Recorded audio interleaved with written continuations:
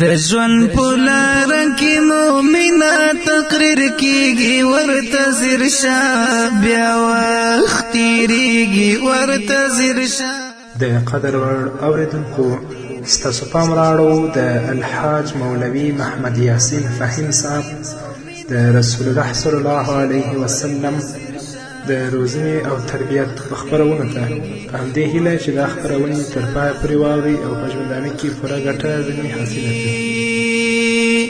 هم احادیث پکې په مینه بیانېږي ورته ځیر شه بیا وخت تېرېږي ورته ځیر شه. بسم الله الرحمن الرحيم. الحمد لله رب العالمين حمد الشاكرين، الصلاة والسلام على سيد الأنبياء والمرسلين سيدنا ونبينا وشفيعنا ومولانا محمد وعلى آله وأصحابه الطيبين الطاهرين. قدرمنو اوریدونکو د ژوند د لارې د خپرونې مینوالو، السلام علیکم ورحمة الله وبرکاته. ستاسو روغتیا او خوشحالي د پاک رب نه غواړم په دې هیله چې د صحت او عافیت جامې په تن ولرئ او خوشحالي مو په برخه وي. دا دی زه محمد یاسین فهیم د ژوند د لارې د خپرونې په وړاندې کولو کې ستاسو په خدمت کې یم. زموږ د نننۍ خپرونې موضوع د رسول الله صلی الله علیه وسلم د روزنې طریقې، یعنی رسول اکرم صلی الله علیه وسلم څنګه خلک د الله دین ته رابلل او د هغو روزنه او پالنه یې څنګه کوله. قدرمنو اوریدونکو، د نن نه 1400 کاله مخکې نړۍ په تور تم کې ډوبه وه. د ځمکې په هیڅ ګوټ کې د هدایت او لارښوونې څرک نه لګېده. ټول انساني عالم د بیلاري او ګمراهي په دلدل او ګرداب کې نښتی و. نننی هندوستان چې تاسو وینئ د روحاني او دیني لارښوونکو زده کړو او ښوونو خپل اغیز له لاسه ورکړی و او په توهماتو او خرافاتو اخته شوی و. شرک او بتپرستي اوج ته رسېدلې وه. حتی هندي مورخان لیکي چې په هندوستان کې د خدایانو شمیر د دې ځای د نفوسو څخه هم پورته تللی و. د یو سړي په سر به څو خدایان ول. حتی په ځینې ځایونو کې د تناسلي غړو او اعضاو عبادت او پرستش هم دود و. د مذهب مدعیان او ادعا کوونکي او د درمسال منجاوران د بد اخلاقیو ځالې او نمونې ګرځېدلې وې. ټوله هندوستاني ټولنه د بېلارې او خرابي آخري څوکۍ ته رسېدلې وه. د ښځو د عصمت او ناموس هیڅ ارزښت او قیمت نه و. د یوې ښځې به څو خاوندان ول او کله به چې د ښځې خاوند مړ شه نو ښځه به هم هغې سره ژوندۍ سوځل کېدله او دا یې خپل سپېڅلی رسم او دود ګڼه. لنډه دا چې قدرمنو اوریدونکو، د هرې نیکي، بدي، ثواب او ګناه تصور له منځه تللی و. خلک په بدعاتو، شرکیاتو او بتپرستي کې ګیر ول. په مصر، شام، بابل، نینوا، یونان او چین کې د تهذیب او تمدن ډیوې مړې شوې وې. په دغو ځایونو کې د بېقانوني او انارشیزم دور و. د بېشرمي او بېحیایي بازار ګرم، ظلم، زیاتی، قتل او تیری د هغوی د ژوند یوه برخه ګرځېدلې وه. صفاکي، وینې تویول، شوکې او ډاکې ته د کمال او هنر په سترګه کتل کېدل. په هغه مهال کې روم او ایران تر ګردو منظم دولتونه ول، ولې د هغوی تهذیب خپله ځلا او اغیزه له لاسه ورکړې وه. اوس د هغوی د تهذیب له ډیرۍ او انبار څخه بدبویي او وږم پورته کېده. په دواړو دولتونو کې د ناوړه ظلمونو دوره حاکمه وه. حکومت د اخلاقو د هیڅ ډول ضابطې او اصولو پابند نه و. ولس د پاچایانو غلامان ول او پاچایان د خواهشاتو غلامان ول. لکه نن ورځ چې هم په خپل وطن او په نورو وطنونو کې دغه حال موږ او تاسو په سترګو باندې وینو. شاهي کورنۍ په عیاشیو، هوس او عیش او عشرت کې ډوبه وه. کورنیو جګړو او ورځنیو سیاسي انقلابونو د خلکو ژوند د ستونزو او مشکلاتو سره مخ کړی و. طوایف الملوکي د وینو تویولو او وژنو بازار ګرم کړی و. پلار به چې مړ شه زوی به پاچا و زوی به چې مړ شه لمسی به پاچا و، لمسی به چې مړ شه د هغه نه وروسته به چې څوک په کورنۍ کې و که په هغه کې به استعداد او ظرفیت و یا به نه و هغه به پاچا و. نو دغه طوایف الملوکي د وینو تویولو او وژنو بازار ګرم کړی و او ولس یې د بډو او د رشوت اخیستلو په غم اخته کړی و. په دې ناهیله مایوسه او ډارونکې فضا کې چا د احتجاج غږ هم نشه پورته کولی چې هغه د خپل حق غوښتنه وکړي.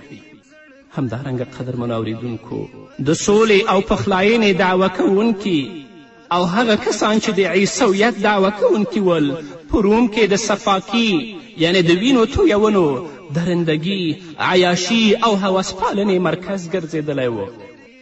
بني اسرائیل چې په داسې حالاتو کې د خلکو لپاره د هیلې یوه سرچینه وه په خپله کبر او ځانځاني کې ښکیل وه. د خپلو اغراضو او اهدافو لپاره په الهامي کتاب کې هغوی تحریف کوه او همدارنګه د خپلو اغراضو او اهدافو لپاره هغوی په الهامي کتاب کې تحریف د خپل یو مشغله او بوختیا ګرځولې وه چې په تورات کې هغوی تعریف کوه. کومه آیت به چې د دوی په نفع و هغه به پرېښوده او کوم یو به چې د دوی په ضرر و هغه به یې لرې که، د هغه په ځای به یې هغه شی راوړه چې دوی ته یې ګټه رسېدله. د اخلاقو او عملونو په مقابل کې لفظي ویناوو ته ارزښت ورکول کېده. حرص او تمې د هغوی په فطرت او طبیعت کې ځای نیولی و. رشوت او سود او د هغې په نتیجه کې سخزرتوب او شقاوت هیڅ عیب نه ګڼل کېده. د هغوی اخلاقي او ټولنیز قالب او چوکات په بشپړه توګه دړې وړې او ټوټې شوی و. د عربو حال خو د دې نه هم بدتر و. هلته وحشت، درندګي واکمنه وه. انسانیت په قبایلو، پاټکیو او طبقو ویشل شوی و. ورځنیو جنگ او جګړو سوله، امن، آرام او سکون له منځه وړی و. په عادي خبره به د جنگ اور بل شو او بیا به تر کلونو دوام کولو او کله به د دوی جنگ تر 40 کلو پورې هم ورسید. د ښځې د عزت او ناموس هیڅ حیثیت نه و پاتې او په بازارونو کې ښځې لیلام وې. بدکاري او زنا کوم عیب او ګناه نه ګڼل کېده. نجونې به د زیږېدو سره سم تر خاورو لاندې کېدې. د ودونو خو هیڅ حد او سرحد نه و معلوم. د څارویو په څیر چې سړي هر څومره ښځې غوښتلې ساتلی شوې. د شرابو خو د عربانو سره ذخیرې او چاټۍ ډکې وې. تر هغې به یو محفل پرتمین او کومه بلنه بشپړه نه ګڼل کېده تر څو به چې د شرابو جامونه پکې نه ول. لکه نن ورځ چې دا بدبختي او دا فساد په دې ټولنه کې موږ هم وینو چې نه هغوی سره د الله ویره وي او نه د بنده او د مخلوق شرم وي. په خپلو میلمستونونو او میلمستیاو کې شراب د اوبو په شان ایښي او په کوم محفل او میلمستیا کې چې د دوی شراب نه وي هغه بشپړه میلمستیا نه ګڼي. همدا حال د عربو هم و. د هر کور څخه میخانه او د هر سړي څخه ساقي او میخور جوړ و. قمار او جواري د هغوی لپاره د ویاړ او ساتیري شیان ول. سود هم د یهودو له برکته رواج شوی و او شتمنو او مالدارو خلکو به یې کاروبار کولو. ځینې قبیلو غلا او شوکه خپله مستقله دنده ګرځولې وه. ټولنه په بشپړه توګه په توهماتو او خرافاتو کې ډوبه وه. د خدای سره شرک د هغوی د امتیاز معیار و. د خدای په کور کې هم 360 بتان ایښودل شوي ول او په دې بتانو کې د هرې قبیلې بت معلوم و. تر ګردو لوی بت د هغوی د کعبې په چت ایښودل شوی و چې هغه بت په نامه د هبل. د دغو بتانو عبادت او پالنه د حج له ارکانو څخه ګڼل کېده او د دې بتانو د خوشحالولو او راضي ساتلو لپاره به انسانان قرباني کېدل. د دوی په نومونو به فال کتل کېده. لکه چې نن ورځ هم ځینې خرافات چې موږ وینو په دې ټولنه کې رایج دي د هغه خرافاتو نه چې عربان په هغوی کې مبتلا ول مخکې د اسلام نه د هغو جز او یوه برخه ده. د شرک څخه پرته په ځینې قبیلو کې د عیسویت تر څنګ یهودیت هم دود او برلاسی و. او ځینې پکې مجوسیان او اورپالونکي یعنې آتش پرستان ول. ځینو به د ستورو او د لمر او د سپوږمۍ عبادت کوه. د هغوی په زړونو او ذهنونو کې عجیب او ډول عقیدو ځای نیولی و. لکه د بیلګې په توګه په رښتې به یې د الله تعالی رب العزت العیاذ بالله لوڼې ګڼلې او پیریانو ته یې د الوهیت درجه ورکړې وه. لنډه دا چې قدرمنو اوریدونکو عربان په فکري لحاظ تش او منځخالي کالبوتان ګرځېدلي ول او د عملي اعتباره د خواهشاتو او همسونو تر چتر لاندې د څارویو په څیر ژوند تېروه. هسې چې کتل به دې ورته انسان ښکاره کېده، لکن د هغوی عمل او د هغه کړنې چې په هغه وخت کې هغوی کولې د حیواناتو نه لا هم تیرې وې. نو په همدې حالاتو کې رسول الله صلی الله علیه وسلم پیغمبر کیږي. د حرا له غار څخه په راستنېدو خپل رسالت اعلانوي، د دعوت او بلنې دنده پیلوي او خلک د خدای لور ته رابولي، اخروي ژوند ته پام اړوي او همداسې کاروان مخ په وړاندې درومي. دا مهال یې ځینې خلک مخالفت هم کوي او د هغه د پیغام او بلنې د ناکامولو ان د هغه د لمنځه وړلو تدبیرونه، توطیې او مختلفې حربې په لاره اچوي. خو د هغوی دا ټول کوښښونه او هڅې بې ځایه او عبث دي. الله محمد رسول الله صلی الله علیه وسلم ته ترقي ورکوي او هغې لارې ته چې رسول صلی الله علیه وسلم خلک رابولي هغه لاره الله تقویت کوي. هغه کار چې د الله لپاره وي په هغه کې د الله رضا هدف وي او ادا د مسئولیت وي، په هغه کار کې به الله انسان سره مرستندوی وي. نو د رسول صلی الله علیه وسلم کار د الله لپاره و. هغه خلک د الله دین طرف ته رابلل تر څو چې د دې شرک، وحشت او بتپرستي نه خلک خلاصی عمومي او د اسلام مقدس دین ته مخ راوړي. نو هغه سره الله رب العزت مرستندوی و، هغه ته یې ترقي ورکوله. که نن ورځ زموږ کارونه هم د الله رب العزت د رضا لپاره وي، کومه بلنه او دعوت چې کوو په هغه کې ادا د مسئولیت وي او رضا د الله وي، د خلکو رابلل وي دین طرف ته، انشاء الله زموږ مرسته به الله کوي. په هیڅ میدان او په هیڅ ځای کې به موږ نه ناکامه کیږو. الله به زموږ دعوت او زموږ بلنې ته لا هم ترقي ورکوي، خو په دې شرط چې زموږ کار د الله د رضا لپاره وي. الله دې خپل رضا زموږ مطلوب او زموږ هدف وګرځوي. نور به واورو خو هغه د یوې دمې نه وروسته. د ژوند په لاره کې مومنه تقریر کیږي، ورته ځیر شه بیا وخت تیریږي، ورته ځیر شه بیا وخت تیریږي. د ژوند په لاره کې مومنه تقریر کیږي، ورته ځیر شه بیا وخت تیریږي، ورته ځیر شه بیا وخت تیریږي. هم احادیث پکې په مینه بیان. قدرمنو اوریدونکو، بیا هم زموږ سلامونه او نیکې هیلې ومنئ.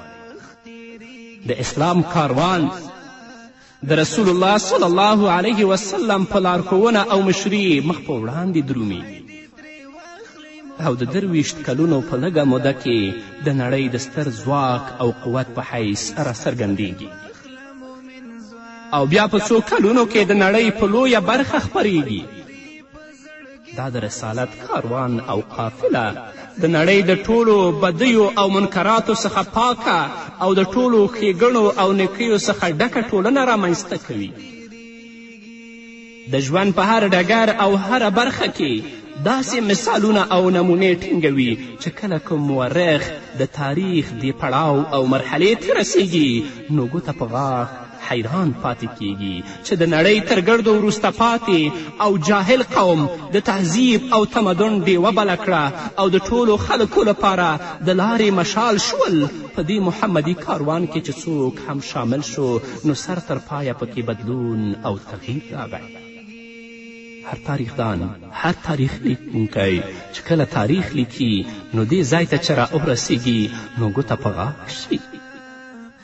له پیله داسې محسوسېدله چې د اسلام په دایره کې په داخلېدو او د رسول اکرم صلی الله علیه وسلم د روزنې په ترلاسه کولو به هر وګړی د یو نوي انسان په بڼه راڅرګندېږي.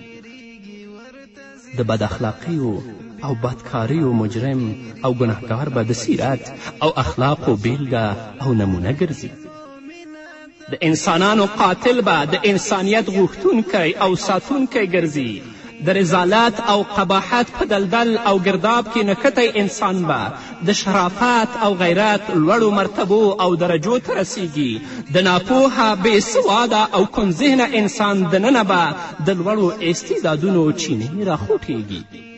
جنګیالي به د سولې او پخلاینې د مدعیانو او غوښتونکو په بڼه راڅرګندېږي. زناکار او بدکار انسان به د عزت او حیا په جثه او مجسمه بدلیږي. له پیله قدرمنو اوریدونکو داسې محسوسېدله د انقلاب یوازې د انسان یو اړخ او بود نه، بلکې د ژوند ټولې برخې او اړخونه رانغاړلي ول. په عقایدو او افکارو کې د لوی او په زړه پورې بدلون په رامنځته کولو سره یې د هغوی د فکر او نظر لورې او بڼې په بشپړه توګه بدلې کړې وې. د خوښ او ناخوښ معیار بدلون موندلی و. د هغوی مشغلو بوختیاو او ذوق او شوق نوی رنګ خپل کړی و. د هغوی په احساس او ضمیر کې یو نوی روح پوکړی شوی و. د عباداتو اسلوب او طریقو تغییر موندلی و. د هر در او بت ته ټیټېدونکي سر اوس یوازې یو تلپاتې الله ته ټیټېده. د خدای او د هغه د رسول اطاعت د هغوی د ژوند محور او مرکز ګرځېدلی و. د دین د بلنې او خپراوي لپاره هغوی خپل مال، استعداد او خپل هر څه وقف کړل. د اقتصاد اصول او مبادیو په بشپړه توګه بدلون وموند. د سود پر ځای انفاق، ایثار او قربانی په هغوی کې رواج او دود شوه. د ټګي او برګي او درغلۍ پر ځای صداقت او امانت ځای پر ځای شه. د فساد او بدۍ پر ځای هدایت او لارښوونه راوټوکېده. د غلا او شوکې پر ځای د بښنې ورکړې او سخاوت بازار ګرم شو. د شراب او قمار د مجلسونو او ناستو پر ځای د اصلاحي رغونې او د نیکو کارونو پلانونه او پریکړې کېدلې. د خپلو حقوقو پر ځای د بل د حقوقو خیال ساتل کېده. د رسول الله صلی الله علیه وسلم په وسیله دا نوی عالیشانه او هر اړخیزه انقلاب او بدلون پرته له شکه په ذهنونو کې د توحید، رسالت او آخرت د تصوراتو او نظریاتو د کیناستو او ځای په ځای کېدلو په پایله کې رامنځته شو. او د دې ترڅنګ د خدایي الوهیت او حاکمیت تصور او د دې په وړاندې د خپل ټول ژوند په اړه د ځواب ورکونې احساس هم د دې ستر انقلاب په رامنځته کولو کې لویه ونډه لرله. خو دلته قدرمنو اوریدونکو دا پوښتنه هم راپورته کیږي چې په ذهنونو کې د دغه حقایقو د کینولو او ځای پر ځای کولو ترڅنګ د انسان دننه د داسې ستر انقلاب د رامنځته کولو او بیا د هغه د ځواکمنولو او پیاوړي کولو لپاره به رسول الله صلی الله علیه وسلم څومره حکیمانه اصول او تدابیر غوره کړي وي. نو راځئ چې دغه د څو حکیمانه روزنیزو اصولو مطالعه وکړو تر څو موږ هم د زده کړې او روزنې په لړ کې د هغو څخه ګټه واخلو. نو زموږ خپرونه وه د رسول الله د روزنې طریقې. دا یو تمهید او مقدمه وه. انشاءالله په نورو خپرونو کې به تاسو د رسول الله صلی الله علیه وسلم د روزنې طریقې واورئ چې رسول الله به خلک څنګه رابلل، خلکو ته به څنګه تربیت ورکول او خلکو به څنګه اسلام طرف ته مخ راګرځوه.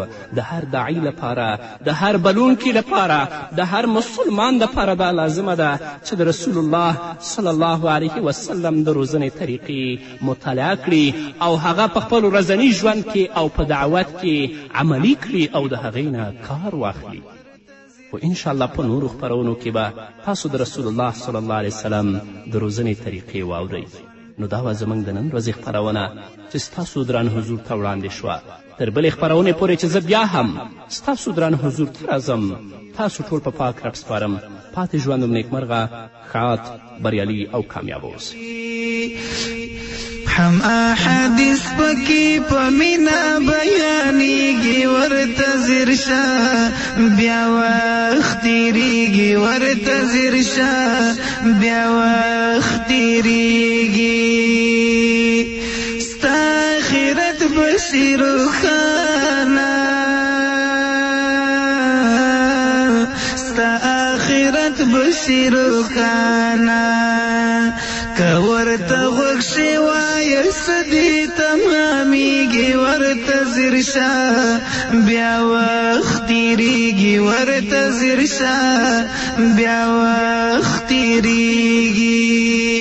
د ژوند په لاره کې مؤمنه تقریر کیږي، ورته ځیر شه بیا وخت تیریږي، ورته ځیر شه بیا وخت تیریږي.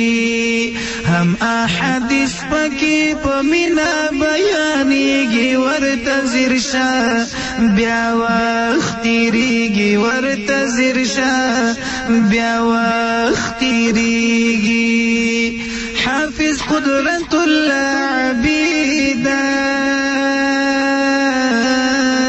حافظ قدرت الله عبیده، فائدې ډېرې دي لورایه معلومیږي، ورته ځیر شه بیا وخت تیریږي، ورته ځیر شه بیا وخت تیریږي.